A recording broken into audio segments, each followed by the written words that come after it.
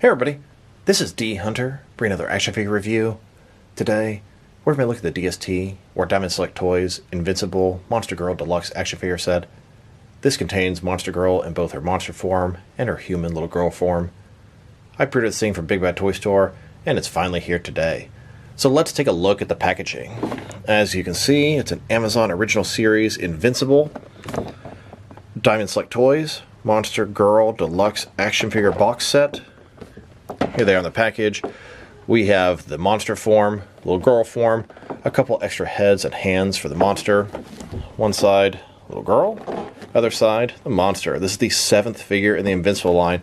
And to my knowledge, this might be the last one. We haven't seen any news on that in a long time. It's a great show. It's a few years old at this point, and I hope they make more figures. On the back, here are the two of them. And at the bottom, there's their barcode. So with no further ado, let's open it up. Alright, now that this figure out of the package, here she is with all of her accessories laid out. She comes with 4 alternate hands, totaling 6 interchangeable hands, 3 heads, and then herself in her human form. As a human, her name is Amanda.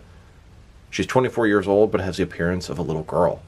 And part of that is the blessing and curse of her abilities. Her power is, she's a human that can turn into this big sort of Hulk-type monster. Very large, very oversized, and almost invincible. The curse, it de-ages her. She used to be called Monster Woman, but is now Monster Girl as her appearance has become very young. In the first episode of Invincible, the Guardians of the Globe were all killed, and she's a member of the second team. I would describe the actual girl as an accessory to the large monster.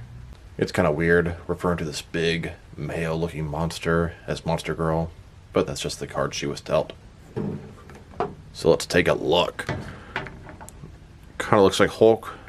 Much sort of simpler, basic design. Kind of looks like an ogre. It's got pointed ears, bald head, a little loincloth thing, something around the wrists and the ankles. Now, the sculpt is kind of basic. It's done trying to imitate the animated style of Invincible, the Amazon show. Single jointed elbow, single jointed knees. Toes look pretty good. Little peg in the back, but I can't imagine the action figure stand is going to do much for this guy. As a whole, I think it looks pretty good. I like it, and it looks very accurate to the show. And a quick look at the girl as well. So, just a regular looking little girl. She's got bangs, her hair in a headband. She's in sort of an angry pose. It's going to be her right before she transforms. Articulation seems kind of basic. You can double this up as a civilian and background character, so I'm pretty pleased. And a closer look at her face and head sculpt. It is weird referring to this thing as her, but it is accurate. Very basic, but like I said, accurate to the show, and I'm really happy they're putting most of the team together. There's still plenty more that need to release. And here's the figure, broken down as far as she can go, with all of her removable parts detached. Oh my god, it was impossible to pull those hands out. I had to heat up the figure. I used all my strength and they just would not budge. Now let's check out the accessories, and let's start off with the hands. Here she is with her first pair of hands. These are her fists. Then, with her second pair of hands, this is a pair of gripping hands. And now, with her third pair of hands, this is a pair of grabbing or throwing hands. Now let's check out her heads. She has a total of 3 of them. One with a smiling expression, one with a normal expression, and one with an angry expression. Here she is with her first head. This one has a sort of smiling expression. Here she is with her second head. This one has the normal expression. This is my head of choice.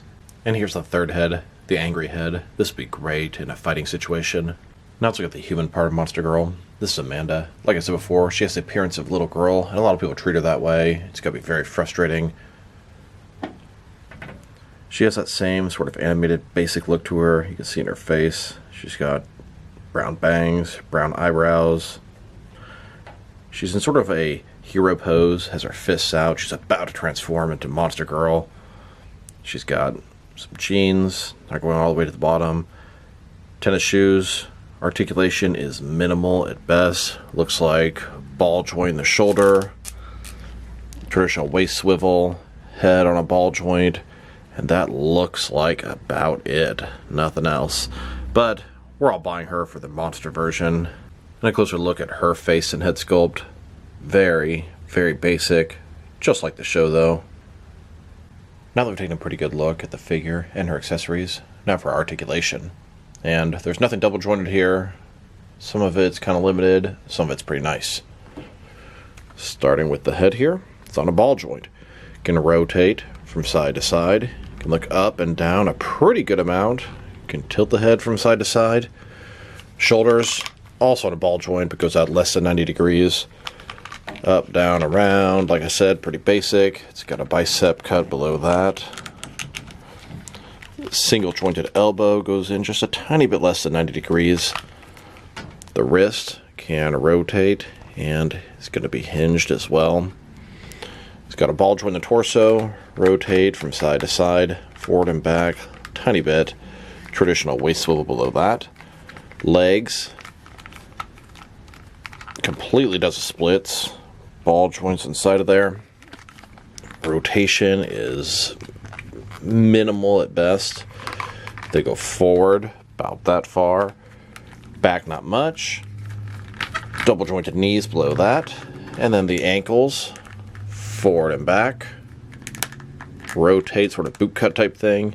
And then tilt and rock. Now let's check out her height.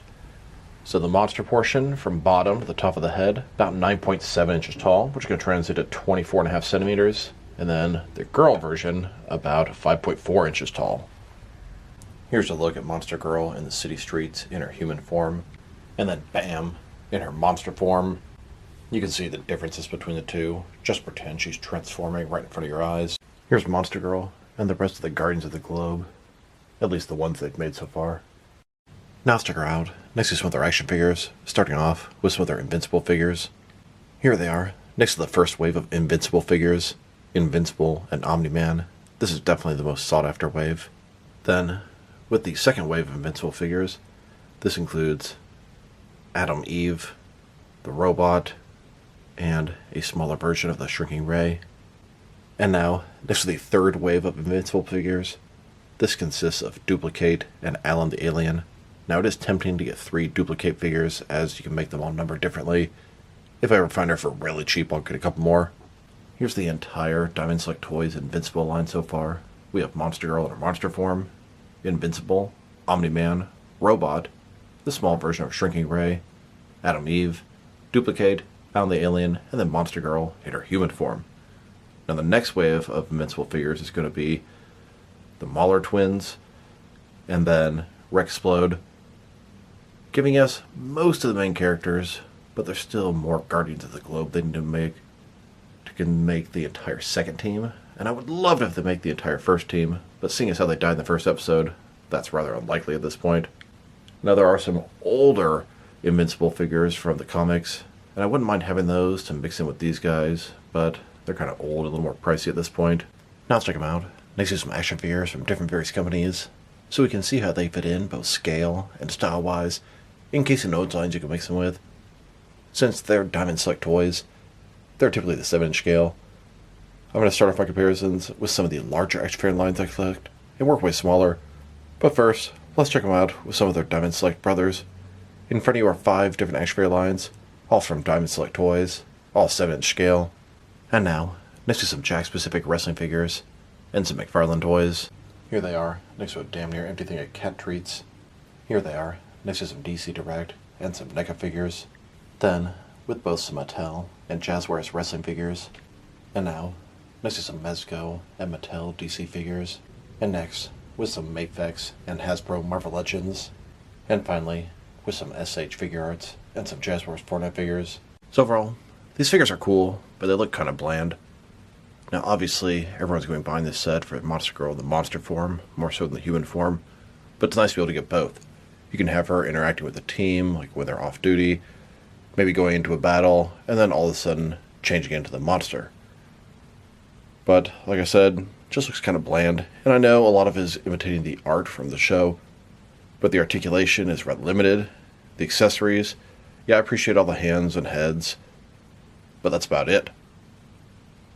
It's definitely a necessary character to complete the team, and once we get Rex in the next wave, we'll have all the sort of main hitters, but I hope they keep going. I want to at least complete one of the teams from the show, and I'm sure with Season 2 coming out, they're going to make even more figures. If I were to rate this set, I think I'm going to give it a 6 out of 10.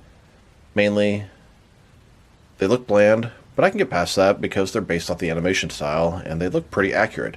But the articulation is just rather limited, Now, they don't even need to have double joints everything, but if you're going to give it single joints, you could at least make it go a tiny bit more than 90 degrees.